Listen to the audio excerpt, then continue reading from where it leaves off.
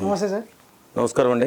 Sir, ఇది liquor స్కామ్లో main lead వచ్చేసి జగన్ గారే అని చెప్పేసి వార్తలు వస్తున్నాయి. సో నిజమేనా? ఖచ్చితంగా కాదని ఎవడంటాడు?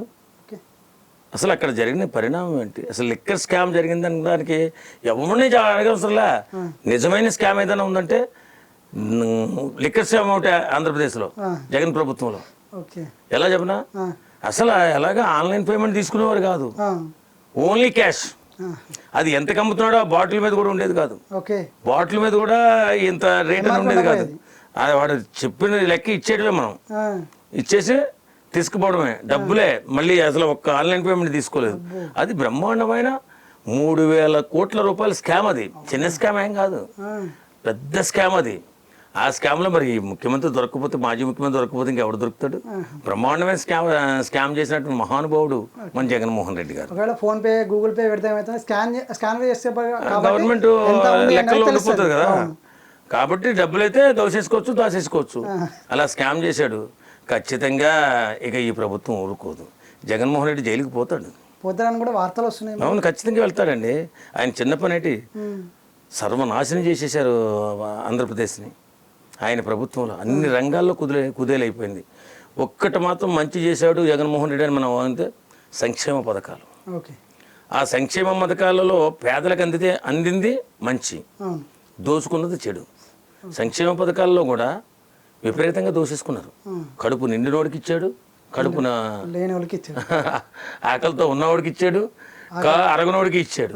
అలా ఇచ్చి రాష్ట్రాన్ని సర్వనాశనం చేసేసి ఏ విధంగా కూడా అభివృద్ధి లేకుండా అటు ఐటీ రంగంలో కానీ ఇటు పారిశ్రామిక వాడు ఏమి రాలే. అసలు పరిశ్రమలు అస్సలు రానేలేదు. ఇంకేం లేదు, ఓన్లీ ఇతను బటన్ నొక్కడం, ఆ డబ్బులు వేయడం, వాళ్ళు తీసుకోవడం, ఏదో పనులు చేసుకుంటూ బతకడం, ఆ డబ్బులో కొంచెం దోసుకోవడం అంతే తప్ప ఆయన ఎక్కడ అభివృద్ధి చేశాడు? ఒకవేళ వెళ్ళిపోయాడు. సంక్షేమం ఇస్తున్నాం కదా, ఇంకో 30 సంవత్సరాలు మనమే ఉంటాం అనే ఆలోచనలకు వెళ్ళిపోయాడు. ప్రజలు అంత అమాయకులు కాదు. ఎందుకు కాదంటానంటే, ఇప్పుడు నాలాంటి వాడికి ఒక 2 బిడ్డలు ఉన్నారనుకో, నా భవిష్యత్తు నాకు డబ్బులు రావడం చూసుకుంటానా, నా బిడ్డలకు ఉద్యోగం రావడం చూసుకుంటానా? పిల్లలకే చూసుకుంటారు. బిడ్డలకు ఉద్యోగం రావాలి. ఉద్యోగం రావాలంటే అక్కడ పరిశ్రమలు రావాలి. పరిశ్రమలు లేకపోతే ఉద్యోగాలు ఎక్కడ ఉంటాయి?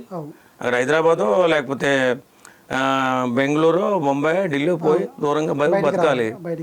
అంతే, బతుక్కోవాలి. కాబట్టి రాష్ట్రాన్ని అన్ని విధాలుగా కూడా సర్వనాశనం చేశాడు. ఏ రంగంలో కూడా అభివృద్ధి లేదు. అలాంటప్పుడు మరి నిజంగా జగన్మోహన్ రెడ్డికి పరిపాలన చేత కాదండి, తెలియదు అసలు. సడన్గా వచ్చేసింది, హఠాత్మరణం కింద వచ్చేసింది. దానికి ఏంటి 151 సీట్లతో వచ్చితే ఉక్కిరి బిక్కిరి అయిపోయాడు. నేనంటే ఇంత గొప్ప ఉన్నా దేవుడిని అయిపోయాను అనుకున్నాడు. అలాగే కొంతమందికి మంత్రులకు కానీ ఎమ్మెల్యే కానీ అపాయింట్మెంట్ ఇవ్వలా. అందుకే వాళ్ళు కూడా కొంచెం కోపం మీద ఉన్నారు. తర్వాత ఇప్పుడు ఒక ఎమ్మెల్యే అయ్యాడంటే ఆ ఎమ్మెల్యే ఏం కోరుకుంటాడు? ఆ ప్రాంత అభివృద్ధి కోరుకుంటాడు. అభివృద్ధి చేస్తేనే రేపు పొద్దున ఆయన గెలవడానికి అవకాశం ఉంటుంది. ఏదైనా పనులు చేసి పెడితేనే నాయకుడిని నమ్ముతారు. కాబట్టి ఏ నాయకుడికి ఏ చేతులు ఏం లేదు, అంతా ఉత్త చేతులే. ఇలా యేసుప్రభు చూపించాడు ఉత్త చేతులు. కాబట్టి ఆ రాష్ట్రంలో నాయకులు కూడా ఎదురు తిరిగారు. ఫ్యూచర్లో జగన్మోహన్ రెడ్డి అనేవాడు ఇక తెలుగు ప్రజలు నమ్మరు.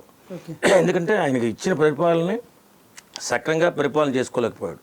కాబట్టి ఇప్పుడు మళ్ళీ స్కామ్లో మళ్ళీ జైలుకి వెళ్ళిపోతున్నాడు. కాబట్టి ఇక అసలు నమ్మరు. అంటే ఇంతకుముందు ఫస్ట్ జైలుకి వెళ్ళారు కాబట్టి నెక్స్ట్ సీఎం అయ్యారు. మరి ఇప్పుడు కూడా జైలుకి వెళ్ళి మళ్ళీ బయటకు వచ్చి సీఎం అయ్యే అవకాశం? అలాంటిది ఏముండదండి. అప్పుడంటే ఏదో కుర్రోడు ఇబ్బంది పెట్టారు ఇళ్ళు అని చెప్పేసి ఆయన బిడ్డ రాజశేఖర రెడ్డి బిడ్డ. ఒకవేళ రాజశేఖర రెడ్డికి అన్ని తెలివితేటలు ఉంటే ఇతను యూత్ కదా, ఇంకా ఎక్కువ తెలివితేటలతో పరిపాలన చేస్తాడనుకుంటే తెలివే లేని పరిపాలన చేశాడు ఈయన.